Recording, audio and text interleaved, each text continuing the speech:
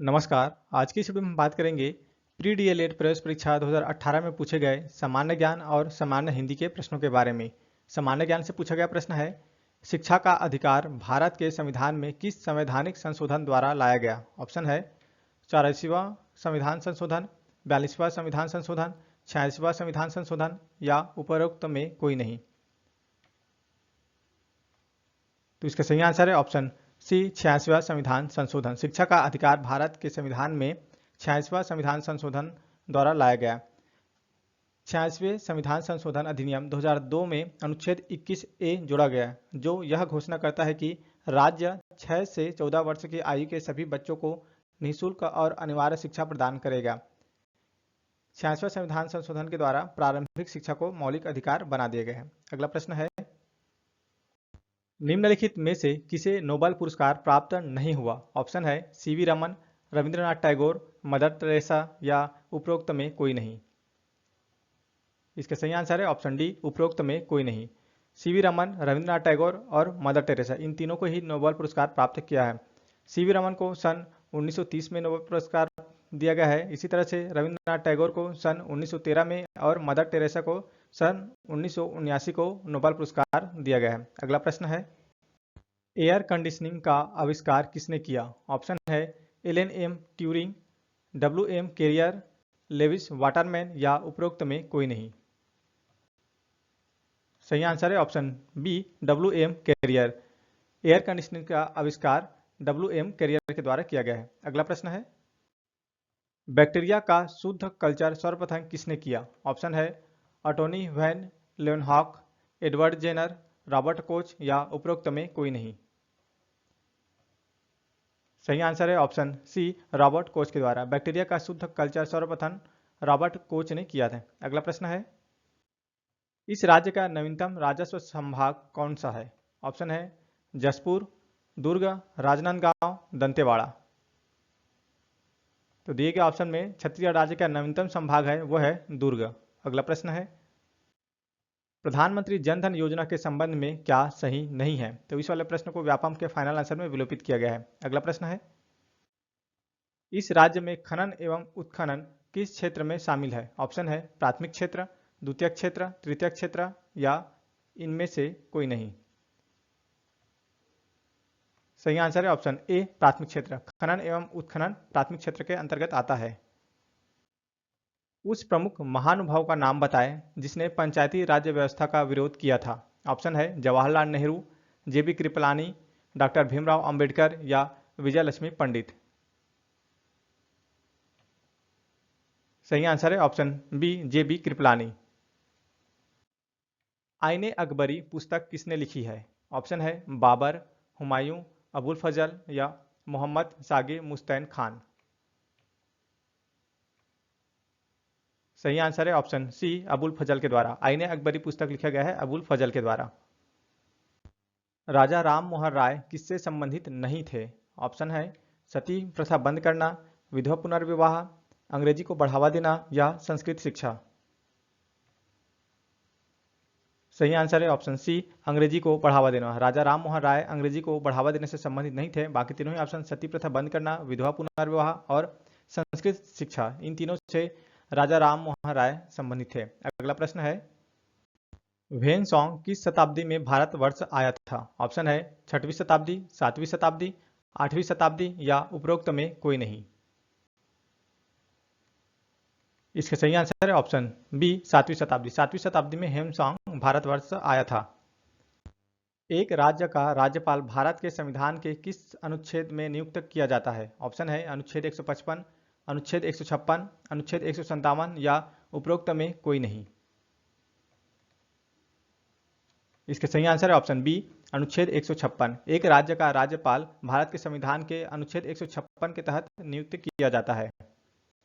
विद्यालयीन विद्यार्थियों के लिए राष्ट्रीय प्रतिभा खोज परीक्षा किस संस्थान के द्वारा आयोजित की जाती है? ऑप्शन है सीबीएसई, एनसीईआरटी, एनसीईटी या एससीईआरटी। सही आंसर है ऑप्शन बी, एनसीईआरटी के द्वारा। विद्यालयीन विद्यार्थियों के लिए राष्ट्रीय प्रतिभा खोज परीक्षा एनसीईआरटी के द्वारा आयोजित की जाती है। कौन सा खनिज केवल इस राज्य में ही उत्पादित होता है? ऑप्शन है डोलोमाइट, हीरा, टीन, स्वर्ण। सही आंसर है ऑप्शन सी, टीन। टीन खनिज केवल छत्तीसगढ़ राज्य में ही उत्पादित होता है।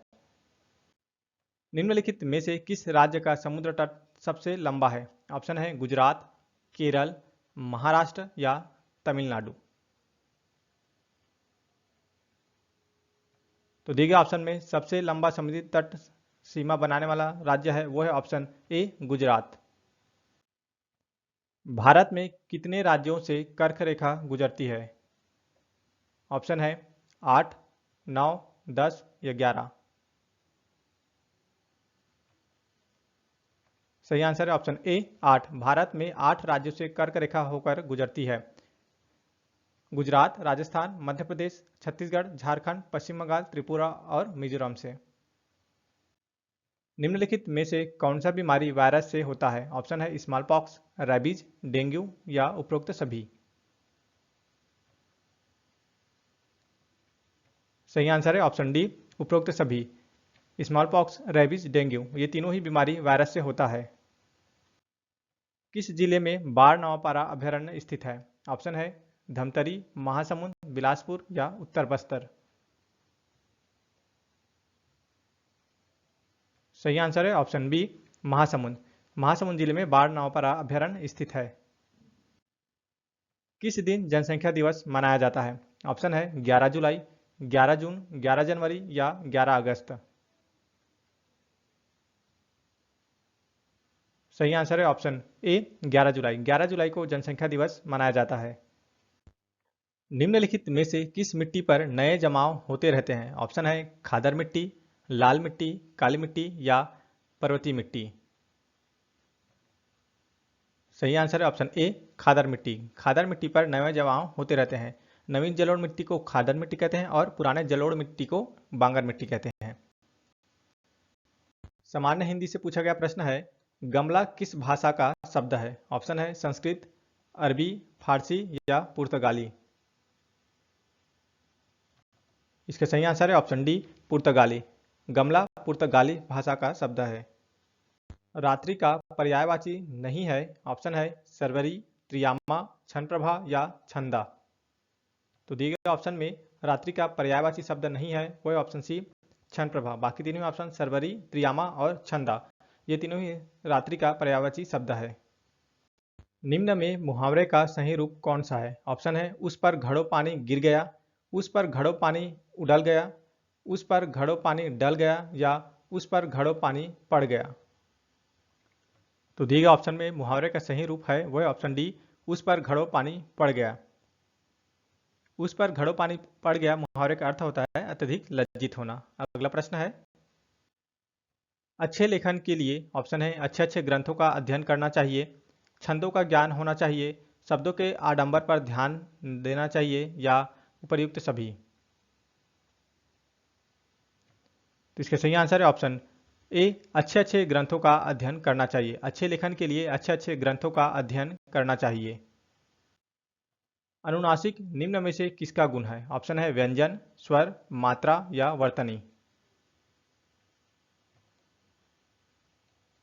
सही आंसर है ऑप्शन बी, स्वर। अनुनासिक स्वर का गुण है। निम्न में से उपपद समास कौन सा है? ऑप्शन है तटस्थ, जलधर, पापतर या जलचर। तो दिए गए ऑप्शन में उपपद समास है वह ऑप्शन ए, तटस्थ। हंस पद पर विराम चिन्ह कहाँ लगता है? ऑप्शन है वाक्य के अंत में, वाक्य के प्रारंभ में, छूटे हुए शब्द की पंक्ति के नीचे या छूटे हुए शब्द की पंक्ति के ऊपर। हंस पद विराम चिन्ह या इसी को त्रुटि विराम चिन्ह कहते हैं, जो इस तरह से होता है। इसका प्रयोग तब किया जाता है जब कोई शब्द अथवा अक्षर या वाक्य या कोई बात छूट गई हो, उस स्थान पर त्रुटि विराम चिन्ह का उपयोग किया जाता है।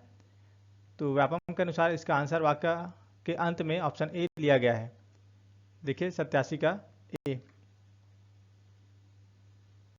वह विलाप करके रोने लगा, इस वाक्य में किस प्रकार की अशुद्धि है? ऑप्शन है अनावश्यक क्रियापद, आवश्यक क्रियापद, अनुपयुक्त क्रियापद या उपर्युक्त सभी। इसका सही आंसर है ऑप्शन डी, उपर्युक्त सभी। आपके जरिए ही घर का पता चला, इस वाक्य में कौन सा कारक है? ऑप्शन है करण कारक, अपादान कारक, संप्रदान कारक या अधिकरण कारक? सही आंसर है ऑप्शन ए, करण कारक। आपके जरिए ही घर का पता चला, इस वाक्य में करण कारक है। संज्ञा आदि शब्दों के जिस रूप से क्रिया के करने के साधन का बोध हो, अर्थात जिसकी सहायता से कार्य संपन्न हो, वह करण कारक कहलाता है। उपवाक्य कितने प्रकार के होते हैं? ऑप्शन है 1, 2, 3 या 4। सही आंसर है ऑप्शन सी, 3। उपवाक्य 3 प्रकार के होते हैं: संज्ञा आश्रित उपवाक्य, विशेषण आश्रित उपवाक्य और क्रिया विशेषण आश्रित उपवाक्य। Thanks for watching. जय हिंद।